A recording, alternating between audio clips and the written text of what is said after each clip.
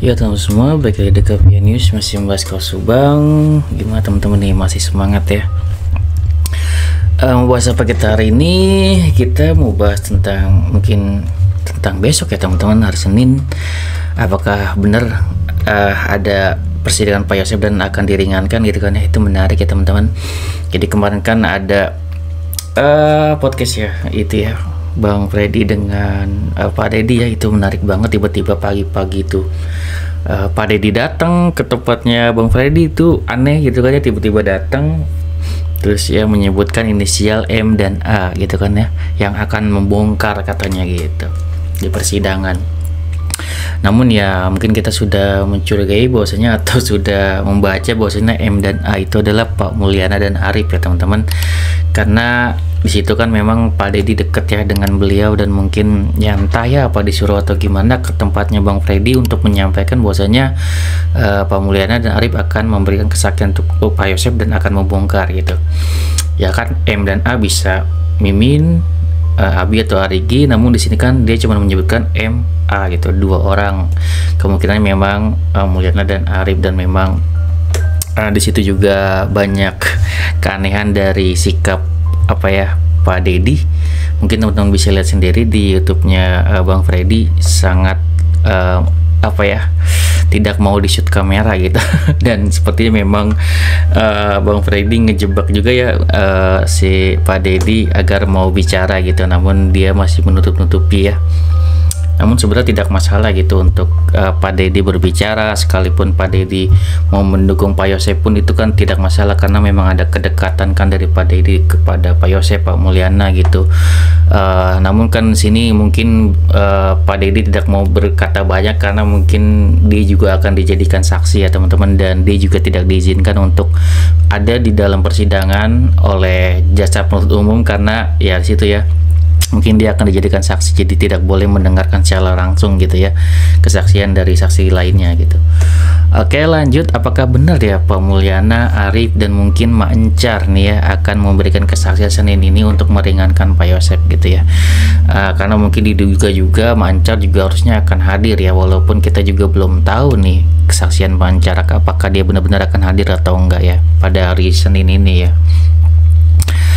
Pada hari Senin ini ada sidang ya untuk Pak Yosef, dan kemungkinan memang Pak Mulyana dan Arif akan memberikan kesaksiannya ya teman-teman untuk Pak Yosef.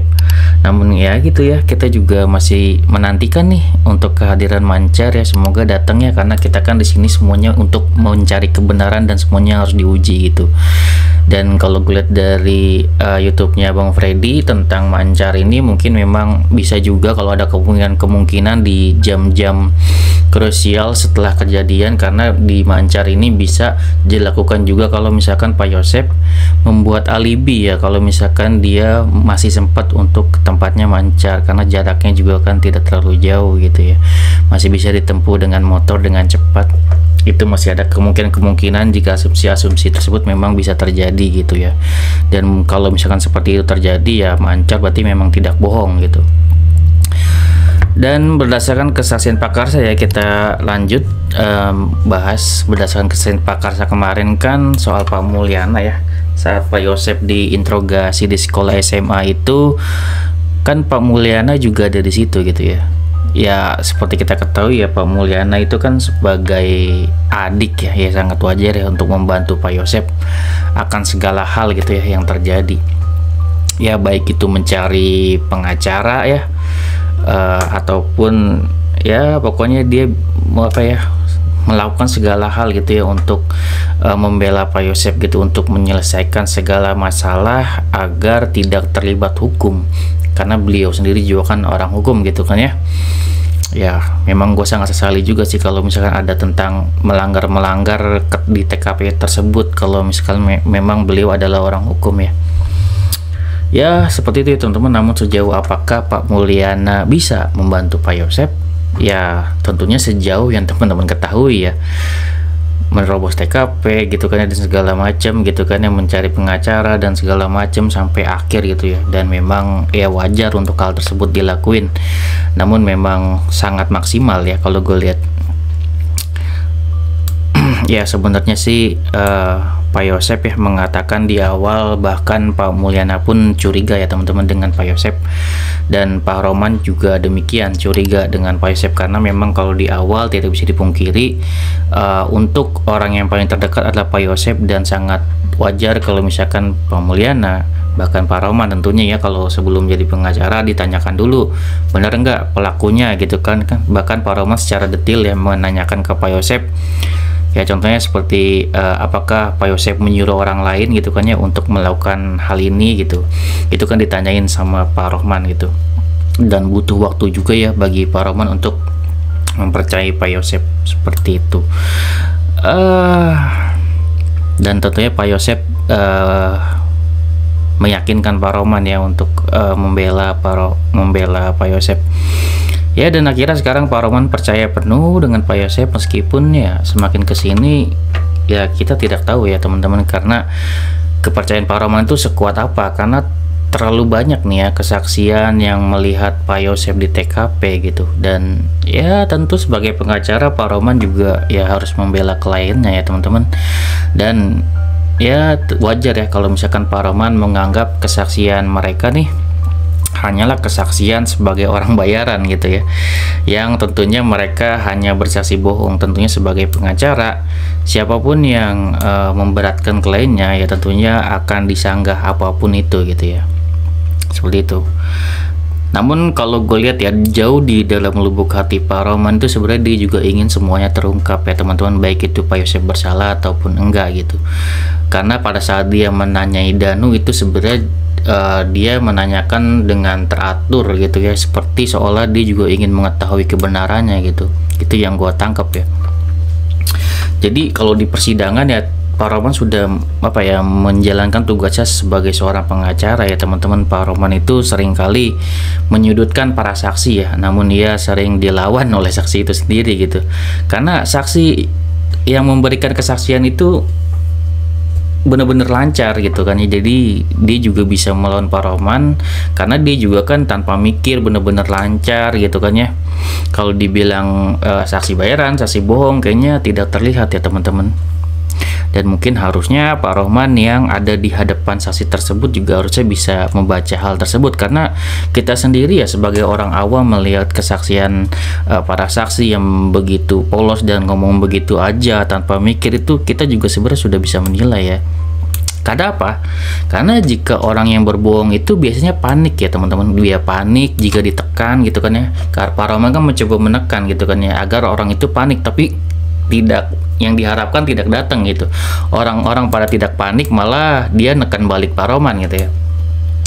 Karena orang-orang yang panik terusnya dia akan mikir panjang gitu dia sebelum bicara gitu.